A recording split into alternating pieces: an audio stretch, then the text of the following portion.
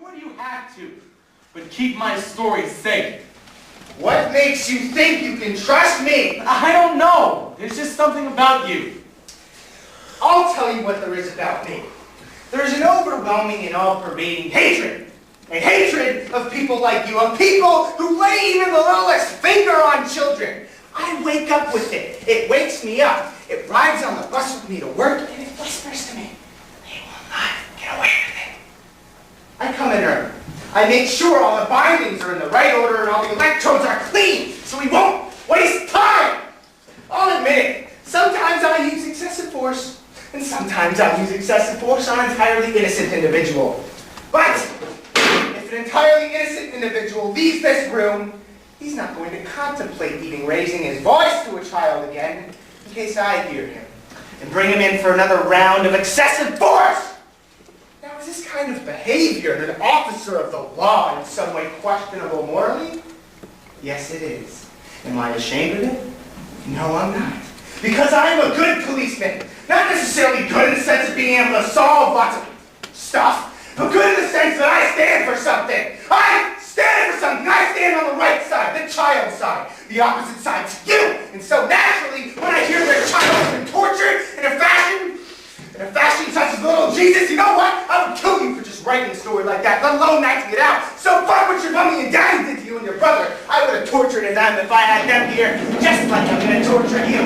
Because two wrongs do not make a right. Two wrongs do not make a right. So kneel down over here, please, so I can connect you to this battery. Come on, not again. Come on, Ariel, please. We could just ask him. I already do this! Could you fill us in as to why the little girl is still alive? No, but I'm glad she is. I bet you're glad she is. This may change everything. I'm going to ask you a question now based on a little hunch I just got. Because I'm getting hunches now, too. It seems that Mr. Topolsky's detective talents are rubbing off on me. The little boy whose toes you chopped off and let bleed to death, what color was his hair? What? What color was his hair? It was a dark brown, blackish, brownish, dark brownish, blackish sort of color. Oh, it was a dark brown, blackish sort of color, exactly, since he was Jewish, right? Except his mother was Irish, and her son closely resembled the goddamn Irish setter.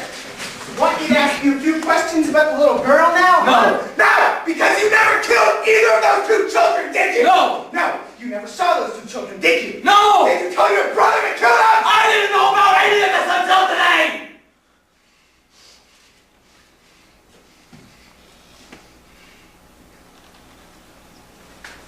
Did your brother kill your parents?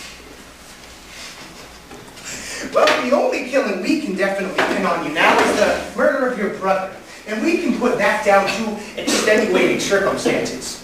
Besides, what was Michael worth to society anyway? He was a child killer, and you punished him. That's how a jury might look at it. You've never killed any children, ever, have you? Well, well, well. Your witness, Topolsky.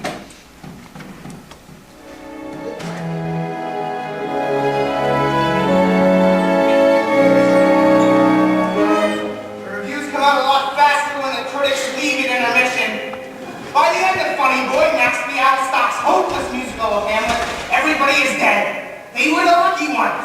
And this is the best review we got. Where did I go wrong? What happened to me? What happened to me? You're looking at the man who once had the biggest name on Broadway. Max Bialystock. 13 letters.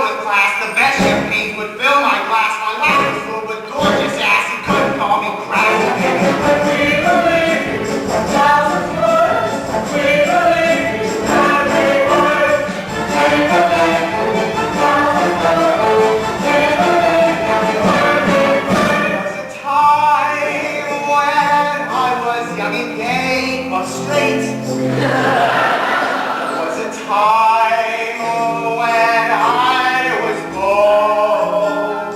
There was a time when each and every flame I touched would turn to gold.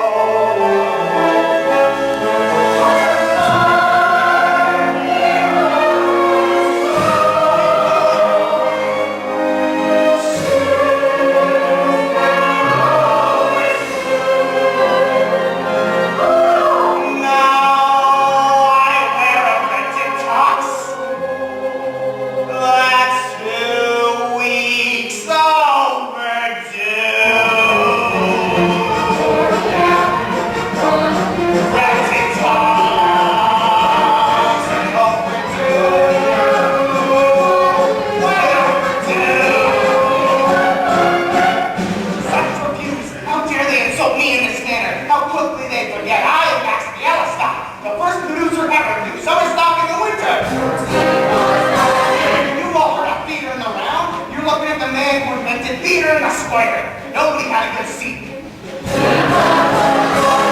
spent my entire life in the theater. I was a protege of the great Boris Tomaszewski. Yes, he taught me everything I know. I'll never forget. He turned to me on his deathbed and said, Maxima, I am in Shubusamaski. Hayden Pugamaxi, Kashabisha, Bibi Kalkin. Who knows? I don't speak Yiddish. Strangely enough, neither did he. And in my heart, I knew what he was saying. He was saying when you're down and out, and everybody thinks you're finished, that's the time to stand up on your own 2 feet and shout, who do you have to spoon to get a break in this town? Yeah!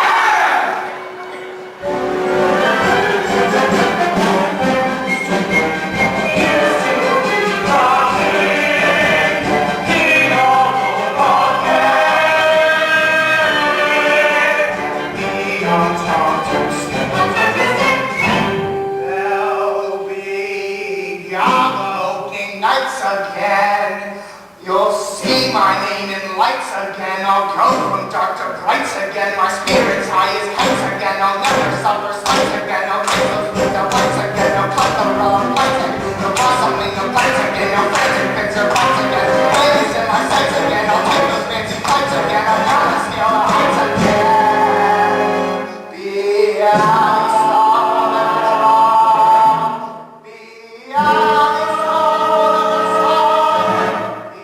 Bialystock will be on top.